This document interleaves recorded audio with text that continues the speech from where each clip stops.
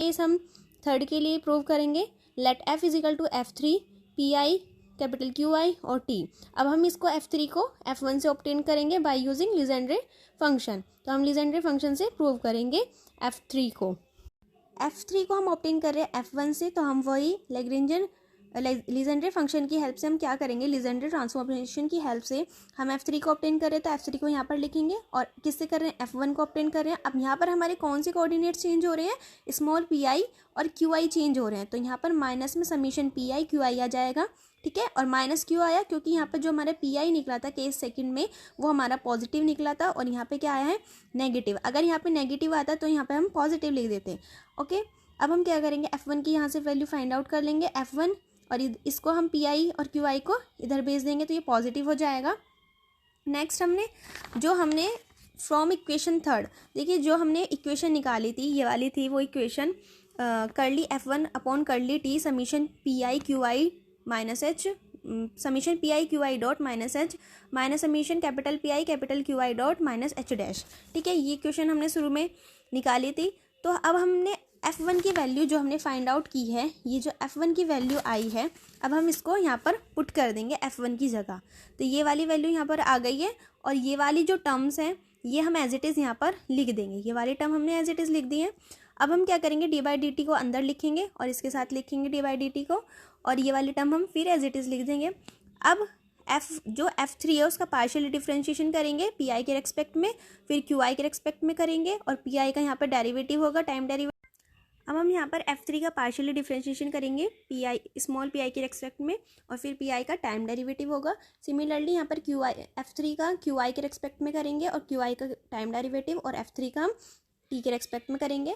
अब यहाँ पर ये वाली जो टर्म, यहाँ पर हम प्रोडक्ट रूल लगा देंगे, PI as it is QI का derivative plus QI as it is और PI का डेरिवेटिव, और ये वाली टर्म हम एज इट इज़ यहाँ पर लिख देंगे dF3 अपॉन dPI और PI dot plus dF3 upon QI dot plus dF3 upon dt और summation PI QI dot is plus summation QI PI dot, और इन टर्म्स को भी हम एज इट इज़ लिख देंगे।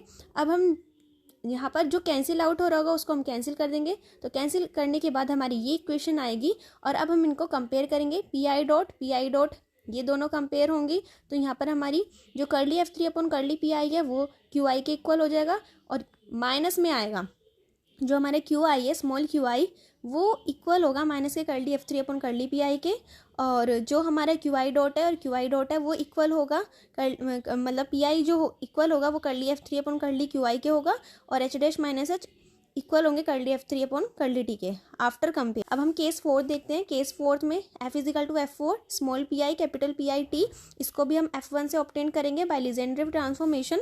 तो हम यहाँ पर क्या करेंगे, देखिए ये केस बाकी के केसेस से अलग है क्योंकि पहले के केसेस में सिर्फ एक एक कोऑर्डिनेट्स ही हमारा चेंज हो रहा था, लेकिन यहाँ पर क्या हो रहा है, स्मॉल QI में चेंज हो रहा है, कैपिटल PI कैपिटल QI में चेंज हो रहा है।